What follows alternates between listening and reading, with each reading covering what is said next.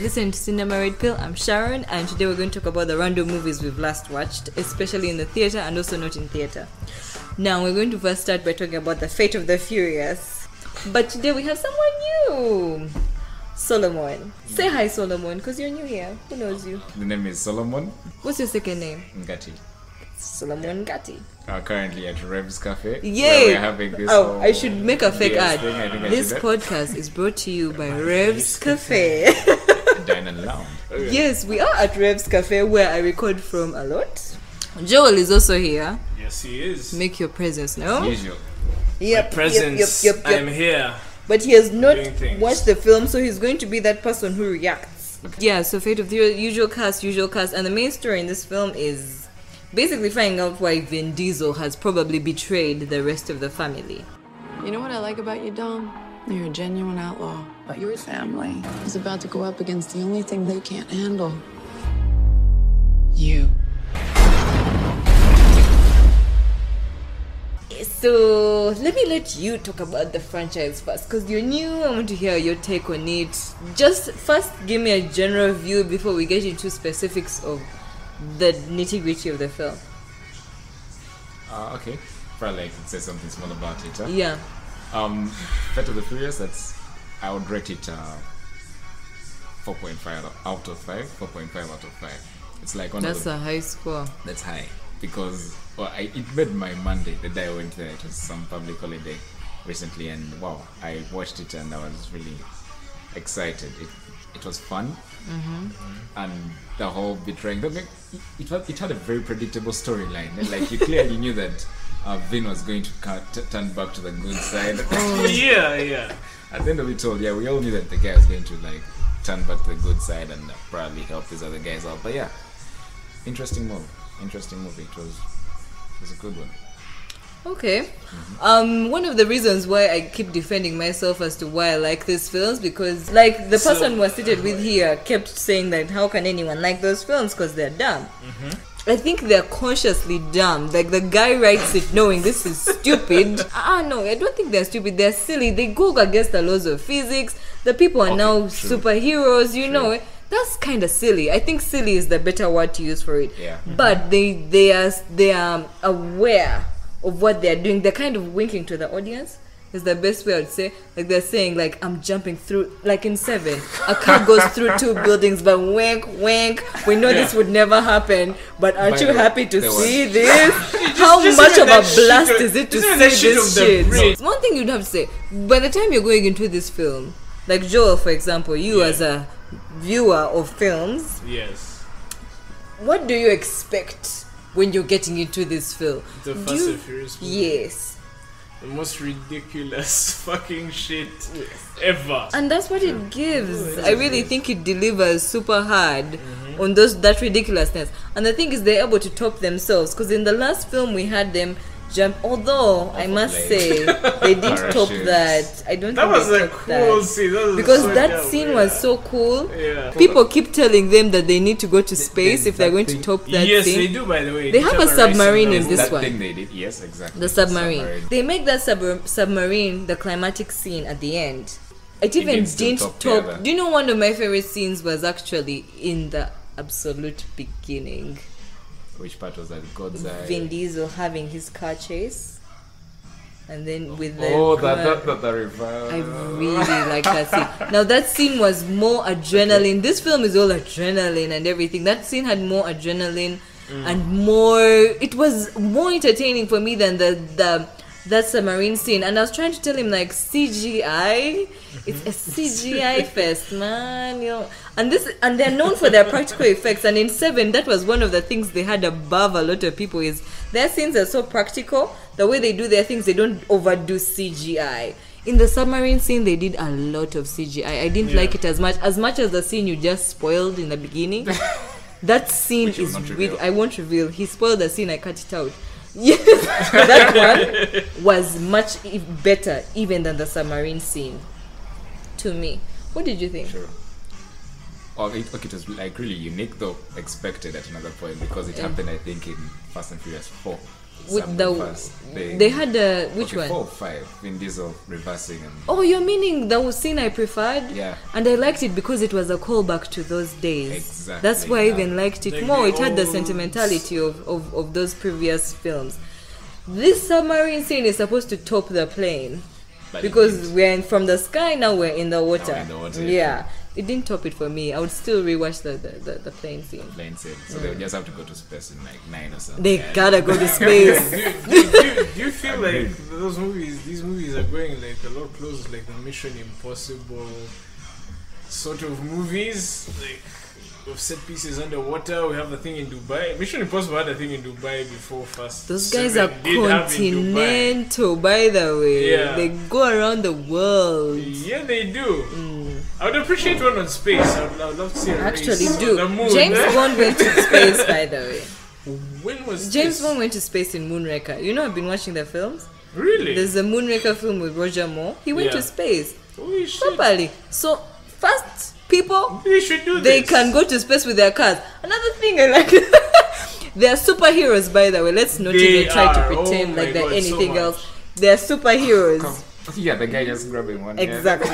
They are superheroes who do things in cars. They're going to drive their cars to space somehow. I don't know how. Whoever They win can do that. Yeah, they just need a guy from NASA. That's Okay. so cool. Let's first get into another thing. We always get into the characters of the film. Who are your favorite characters? Stop him. Statham? I Jason like that. Statham. Good. You bring us into the part where Statham was one of the breakouts in this film, Joel. I'm glad to hear that. He is a breakout. He Yeah. is really good. He was hilarious. Wasn't he funny? Yeah. He is so was funny. so funny. He's like the and best character in this and film. he has this dynamic with The Rock. Oh, That's nice. really hilarious. It's so good. So my thinking of this dynamic with The Rock is we no longer have Paul Walker and Vin Diesel. That was the main bromance going on. Yeah. All Vin Diesel has is Letty, his girlfriend. Yes. That's his main dynamic. But now the bromance we have now is Hobbs and Shaw. Nice. And it's really good. And that goes on to how now they're probably going to have their own movie actually. I think this movie does. It turns its villains into family. Because family. Yes, that's where it's at. So That's what I said, it was a Guardians bit does, by the predictable. way. Like from the very start, you could predict that Statham was going to turn back to the good side, family thing. Yeah. Okay. I see what you're saying. Actually, my actual favorite scene in this whole film was a scene that wasn't in cars. You know, most of their epic scenes are involving cars. But in this film, the one that I would really desire to rewatch more was A Prison Break. Ooh, nice. Interesting. With That the, was- with, yeah. with the That Rock was- and Statham. Oh Yes. my Oh, was there a trailer? for that? goodness! But no, I just saw both of them in jail. So You so yeah, the have reason got that they're going to do that. So yeah, that looking forward- scene looking forward to is seeing that. amazing. Cool. And they're like superheroes. Yeah. Do you know, they're like X-Men, man. I swear. One of my two favorite films. It's awesome. That's That- like the best scene in the whole movie, by the way. Oh, That nice, is the nice. best scene in the whole movie. You know, someone described this as like these are superheroes. However, they don't have the baggage of an origin story. No. Yeah. You know how No. I swear. Like fucking Ludacris doesn't have an origin. You know, like story. this, but these people are superheroes. That's for Yeah, sure. they are, They're yeah. superheroes. They come to save the universe. They come to save the world from nukes and stuff and everything.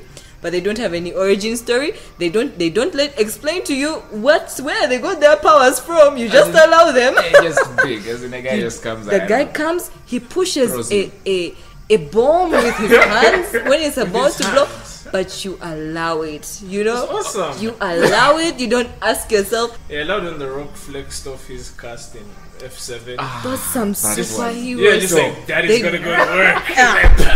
and It's just injury fixed. It's just and you just are supposed to allow that and scene. you accept it by then because it's Except so to move on awesome. and then bow for the guy. Yeah, you just bow. It's so awesome.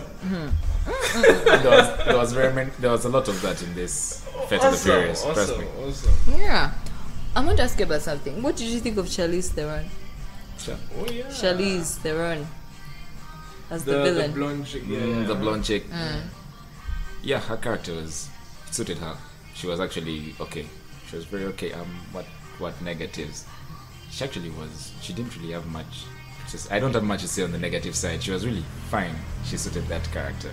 She did it just right. I liked her. Though the fact that she was caught easily was really annoying. Eh. that was They set her up for she was dark. She was a dark character. But the thing I didn't like about her is Charlize Theron's this was Fast and Furiosa, you know? We had come from Mad Max Charlize Theron, who was such a badass kicking ass, and this Charlize Theron is completely behind the screen. Hiring guys to do like her biggest scene against her character among the Fast and Furious people is someone else who's on the computer. That's super not effective. I didn't like that, and it just made me think of, have you guys seen the trailer for Atomic Blonde? And not yet as well. No, not yet actually. You should really see that trailer. I highly advise anyone to see that trailer. It's really good. It shows Charlize Theron in her biggest badass way. And the thing is, I know these men are big men. Like, they're big men. I don't know how should be able to fight against Vin Diesel. You know, he's super muscled. It would kind of be unbelievable for her to fight Vin Diesel and the Rock, who can break casks out of his hand. yeah. But I don't know. Was this the best that they could have used her for? That's just my question. I kind of didn't like her behind the... They used the cars. She could have had a stronger car or something, but... And a bigger team. That's unfortunate. As in So she was basically like a Kurt Russell. Yeah, she literally looked... the background. She's sort of And if she was supposed that. to be that bossy babe, she was supposed to have like a She's bigger basically that. Although she has this menacing thing about her, she's not Kurt Russell. She has a menacing thing. Yeah. But that menacing thing gets one note. I don't know. She has this, you know how she was a menace and she would come and threaten him like, I will do this to you. You know, those things. I don't know. They were okay though. They were okay. I wonder if the franchise would work without Vin Diesel like driving. I don't think it can work. Because it's his like corniness is a part of he's it. like synonymous. When I think Fast and Furious, I think Vin Diesel. I can't How much imagine watching anyone like there was Tokyo Drift. That But I cowboy didn't who was really- ridiculously bad. Yeah. That cheap boy, that white boy, and was horrible. Bow Wow. It's but like no one really liked that movie as much. Some people like it weirdly. I think they like things people don't like. It's like making anyway. Yeah. Yeah, but I think right now their gimmicks are like bringing people. Because I had them bringing back the Asian dude from the dead. Thank you. I Yes. actually want them to bring him back. Yeah, I'm they down should, for that. Because I'm that was down. a dumb death. I'm They down, did. completely down for that. If they do that, I won't be mad. Basically, yeah, that's a goofy shit. He I was think one that of you my expect favorite as well. Asian characters on TV, I swear. He's not a Really? cliche. He's not a cliche. He's just not a cliche. That is true, actually. He's good. I like him. By the way, I think Paul was going to be there like in the last one. Yeah. Okay. With all those Bow We should guys. see. Leave Bow behind. Who remembers the Bow? You know, they bring Bow Wow out of nowhere, and you just have to like swallow that. But now you he's know we part would of the believe team. that stuff. Yeah, Anywhere they bring back that Asian character, I'm going to believe that stuff so hard. Now what they brought back. Okay, Let's this see. is No. spoiling. Don't. No, I will not go He was there. going to say something else. A spoiler. That one I'm not allowing it. It was a spoiler. Wow. Okay, that's it for Fast and Furious. Solomon, thanks for joining us on this. You're welcome. Okay, next film. So now we talk about John Wick 2. I'm the one who watched it. Joel hasn't seen it. Hasn't seen the first one either. This is going to be a hard conversation. Yes, it I needed will. someone who had seen the first one because Right. there's so many references to the first one that I wanted to talk about. Let me see what it would be like to talk to myself. Okay, Anyway, most it's just John Wick having some gunshot fights. That's kind of the basis of the whole film, having an epic, and that was one of the legendary things that the first film had, because we've gone through so many action films where they cut and cut and cut and cut. Have you seen that video that shows about 45 cuts of Liam Neeson jumping over a fence? Yeah. In Tekken 2. Now, in a film like John Wick in general, that's a type of scene like that is not going to be there. And remember, these are guys they were one of the guys who worked on the choreography of The Matrix. And you know how epic the choreography on The Matrix was? Yeah. So a lot of inspiration was picked up from there. So their fight scenes are extremely epic. That one is undeniable. And then Keanu Reeves does about 95% of his stunt work. So that causes for him not to have sequences where he's having to have the camera cut 45 times, because the only reason a camera cuts 45 times is because they're trying to hide the stunt double and the main actor, and how the incapabilities of the main actor. Nothing against Liam Neeson, he's great, but that happens in that, and that even happens in like Catwoman. Anyway, so I've explained to you the main thing about these films: epic gunshot scenes. Yeah. So about John Wick 2, it also is one of those that doesn't retread on the first film. Okay. It starts off by making sure it closes up all things that happen in the first film, and then start up on its own story, still in that world. And it does it really well. Okay. So all it needs to do is set up a reason for John Wick to go on a rampage shooting people. Is the reason good enough? It is. First of all, the dog isn't reason good enough, and this an is epic still fucking reason. it is reason good enough. This one is very different from the dog. I liked it what it is, but it actually, my favorite scene, I have to say this. I have to say the scene. My favorite scene in the first movie was, there's a scene where he says, "People keep asking me if I'm back, and I don't really know the answer." People keep asking if I'm back, and I haven't really had an answer. But now, yeah, I'm thinking I'm back. So you can either hand over your son, or you can die screaming alongside him! Like, there's this whole thing of him becoming an assassin again. Because in the first one, he has stopped being an assassin and gone into his own world. So this thing of people asking him, "Are you back? Are you back? Are you back?" So this is kind of showing the effects of that. Him almost getting back into the assassin world. So they set up the reason for his rampage, and then he starts his rampage. And this is when the masterful work of this franchise begins, because it's about the way the directors work these scenes. You play video games, right? Yep. And I played video games mostly when I was younger, but there's a scene that was almost shot for shot of the experience of watching a video game. I'm almost thinking I'm being deluded, because I literally haven't seen anyone else talk about this scene. Then there was an epic club scene in the first film. They redo the club scene. It's not better. Okay. It's actually not better, because the motivations in the other film were much more adrenaline driving, because you really want to know what's going to happen with that. And this one was a bit less. Yeah.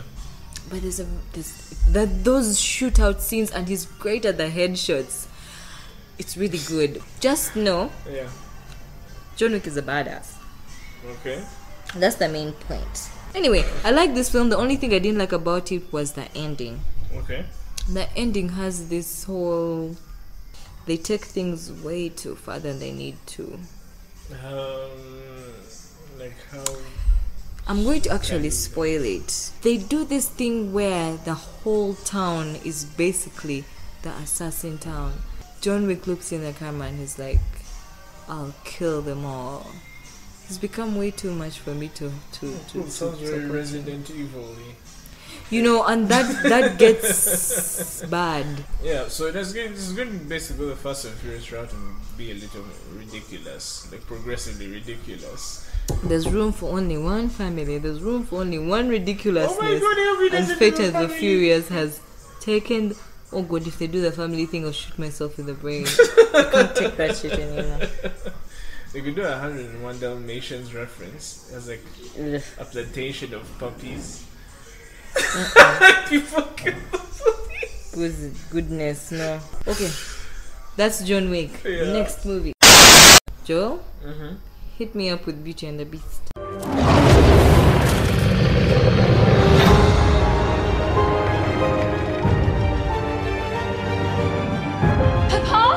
You must leave here. This castle is alive. Who's there? Do you wish to take your father's place? Come into the light. Okay, so Beauty and the Beast was a surprise hit for me. Personally, I went in thinking I was going to dislike the movie. Disney hasn't had a very good track record for me personally with these live action remakes. Jungle Book was fine, but like for me the frame of reference for Beauty and the Beast was like that Cinderella movie, which was horrible. So I thought we were going to see like Cinderella with like a big name Emma Watson star, and it was going to be horrible. And the CGI for the Beast didn't look too good in the movie, in the trailers. So in the trailers, it looked pretty bad. He looked too cute. Was the problem? He wasn't looking beastly. Yes, because now what I did before I watched the remake the previous night, I went and like rewatched the original cartoon, which I'm not a big fan of. But I watched it mainly just to compare like what scenes like they might repeat or stuff like that, just to compare since it was a remake. And I was pleasantly surprised that they actually added new stuff, and actually got sucked into it. I was never really a big fan of the cartoon, the original Disney specifically cartoon. I mean, the characters were good and all that, but it was never really one of my favorite Disney films. But this one sort of surprisingly, very surprisingly, actually struck a chord with me.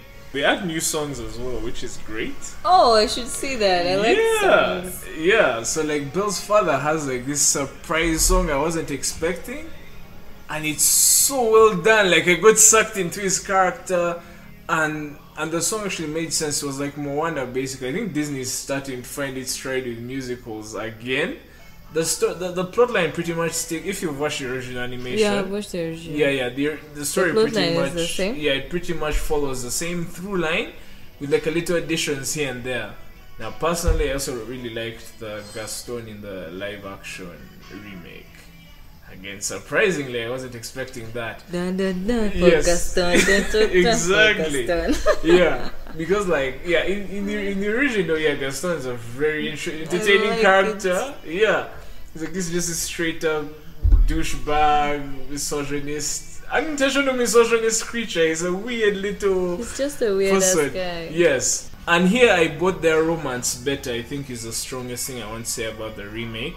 Oh. Yeah, with the animated film, I felt like they came together because fairy tale, and that's what's supposed to happen. All the Disney films were by that time. Exactly, but with this one, they had more of a connection. Because now that they had set up, now Belle's past a little more, and the Beast's past, it made sense. They sort of had similar lives, sort of like they were both people that had lost things.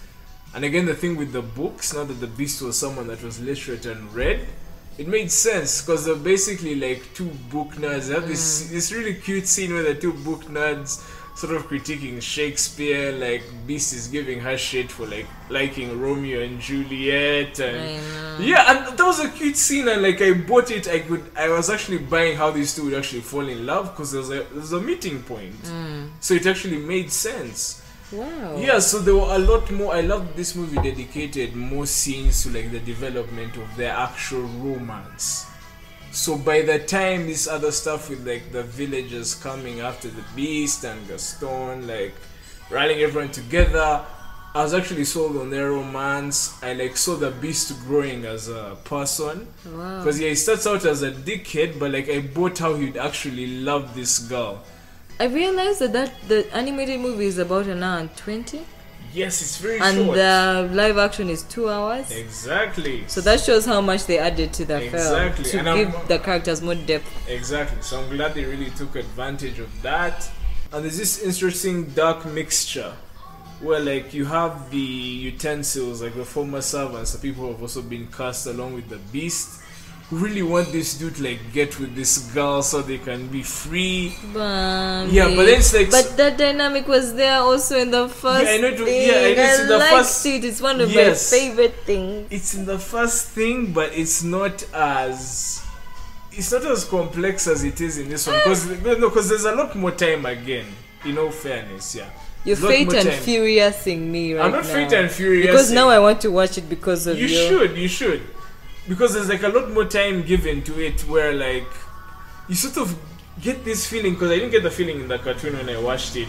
You sort of get this feeling of selfishness slightly on the utensils part, but it's like a very human thing where like we got screwed over because of this guy, and we want to like turn back, want to get our lives back. Yeah. Because even when they even like show this grand scene, the live action film shows this grand scene where the curse actually happens, and these people are just like in the wrong place at the wrong time, and they got screwed over because of this one guy.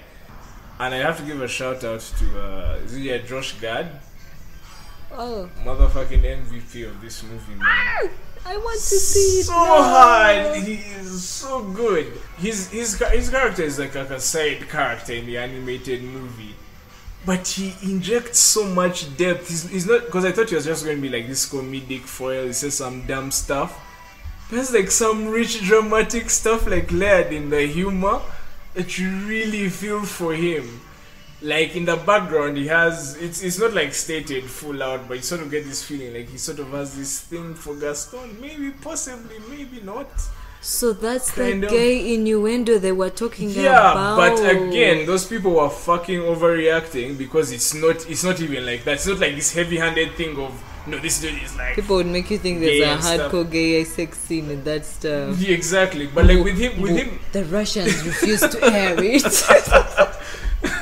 Well, there's one scene at the audience I watched it with. Do they kiss? No, there's no gay kiss in the entire. So what movie. could possibly? Nothing. Like in fact, the way it's presented is this dude genuinely loves Gaston. It's not even like a romantic thing per se.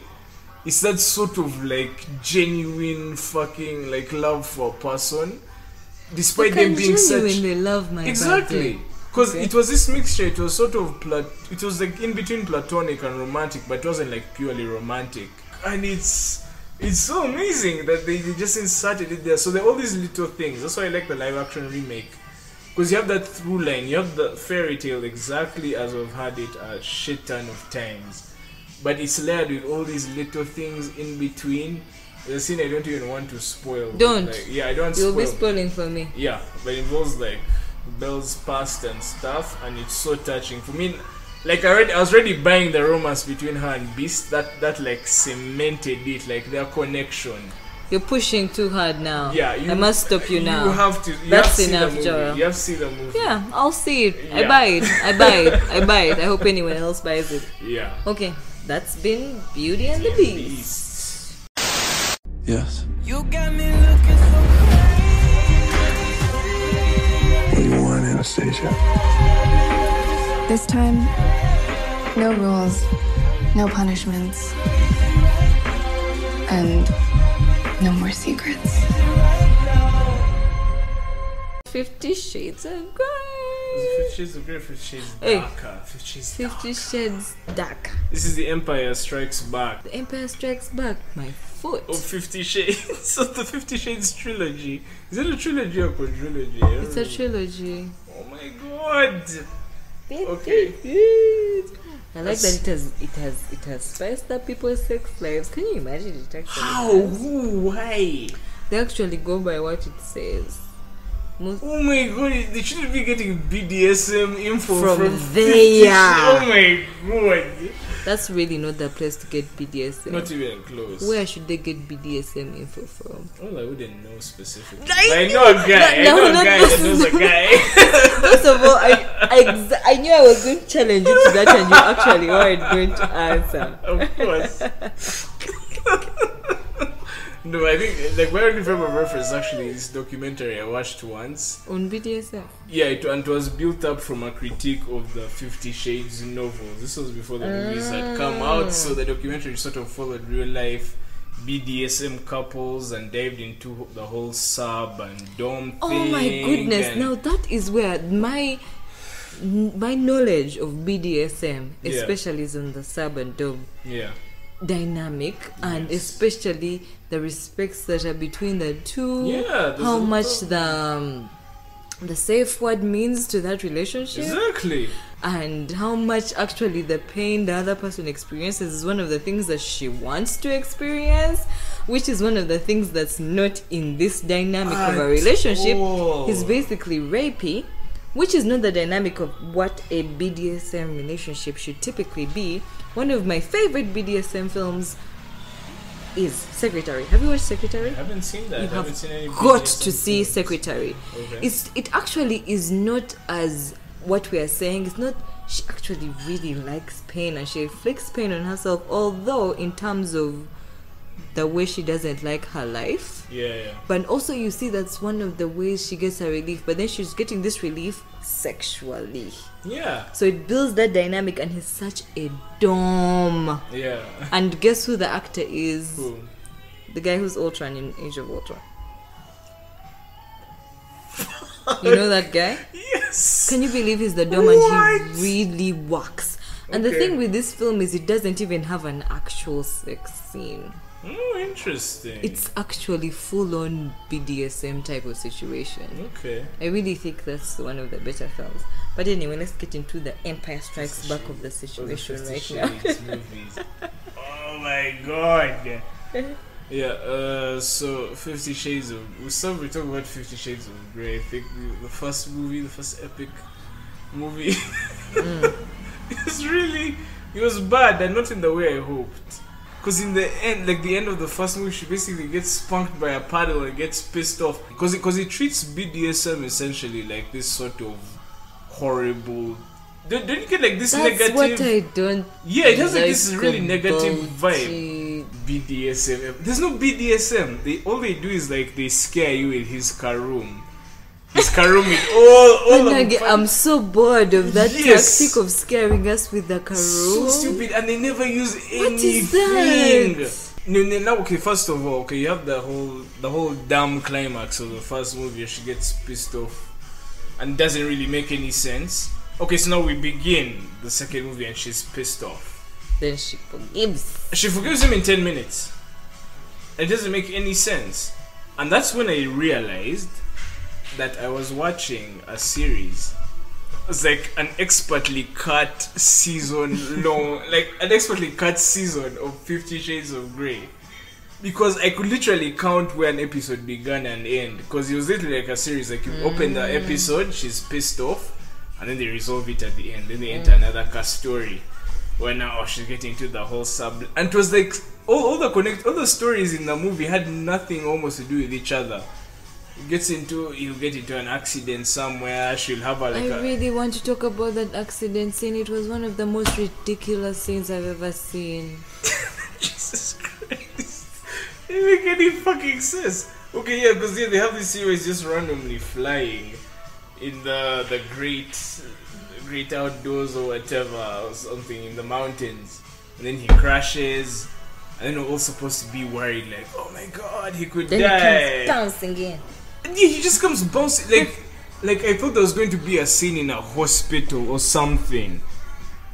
Like that's what you would think, that there would be like some kind of consequence to that. But he comes back unscathed. He just has that tiny wound that people always have on their heads, and he just comes back with that, and it's like all good. It's like, yeah, I'm back. And yeah, it's no big. Hugs her. Oh Kisses my her. fucking god. But Anastasia still, stupid name. And what's his name? What's his first name? Gray's name? Christian Grey.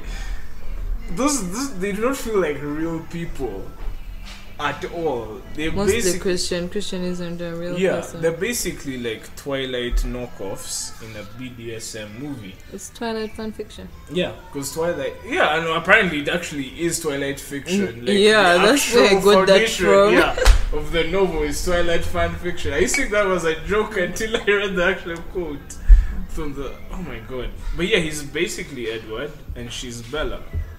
You know, we can't not talk about how the wealth of Grey is one of the romanticized things that most girls fantasize about. So I think it's one of the things that she picked out of Twilight but made it more relatable for people than a vampire. Yeah. So yeah, you have this rich billionaire Which makes her brilliant out of it, because I think more people responded to that, because most people who I know who like the film, that's actually what they respond to more than the BDSM, which they probably are not into, because you're kind of either into that shit or you're not into that shit. Yeah. And someone with that much money paying that much attention to them, because what you know about people who have money is that they have the capability not to pay. They can pay. First of all, they'll pay 10% amount attention to that spectrum of their life, and then they'll divide it into different people. So this film makes it look like this man gives literally 99% of his life to this girl. Do you know how desirable that is? No, I don't, like from experience, no, but I can actually appreciate that. So I see how it resonates with people. The novels bring out this dynamic better than the film. Yeah, I'm sure they do. That's one thing for sure. Because I cannot count the people who loved the book and don't love the movie. But one of the things I would wish for that film to have is to have more, even worse, provocations in terms of that world. Because that world of BDSM is much bigger than what people think than spanking. I one day saw this where a guy liked to be wrapped up in a carpet and be stepped on. And imagine that used to turn him on. Because that's the pure definition of fetish. So more of that. So more of that, and if you're trying to build the shock value, bring it up in that, more than him having his plane crashed. And you find that smile to someone, like just something that could up the heat, which is what people wanted. They wanted something that was unimaginable in their reaches of their sex lives. That's what they wanted to see. And this film was in the boundaries. So much. Anyway. There's so much missionary in this movie. I laughed every time I saw that. Because it just sort of accentuated how tame this whole thing was. But yeah, exactly. You're right. I like even me watching personally. I wanted to see something beyond what I could ever attempt. You know, you want like, someone to say. You say, I would never do that in my lifetime. Exactly. That would be a toss up over whether you thought that was hot or whether you thought, oh my god. I know. Yeah, it doesn't even present that for you. Anyway, there goes 50 Shades Darker. Oh yeah, 50 Shades Darker. Looking forward to the. What is this? Is this 3 books as well? 50 Shades. Is it 4 books or 3 50 books? Shades. Blind? Blind, no. No. 50 Shades. Freed! What? It's 50 Shades Freed. 2 years from now, that's what we're getting. I think we get it next year. They don't take their time. Oh my god. Like the trailer of this is already like ready. Because there was a post-credit scene. Did you watch the post-credit scene? You see? I did not watch that. Care about Jesus the film Christ. You're watching. Yeah, about 50 Shades Darker. Okay. This has been 50 Shades of Grey. I think 50 Shades Darker. 50 Shades Darker. I've been with Joel. And we were with Solomon. Oh yeah, Solomon. He walked out because the only film he saw was The Fate of the Furious. And we have done some sort of review of the last films we saw between April and March and May, just between those months. Yeah. Thanks for listening. Feedback, if you will.